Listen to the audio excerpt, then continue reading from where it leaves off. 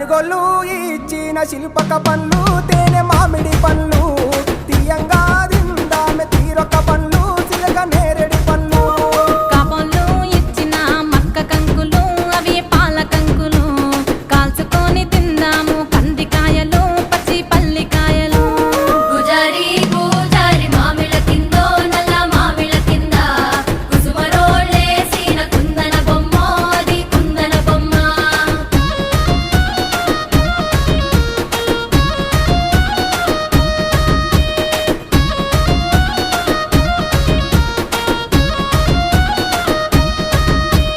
బెస్తోలు పెట్టిన పచ్చి చేపలు అవి వట్టి చేపలు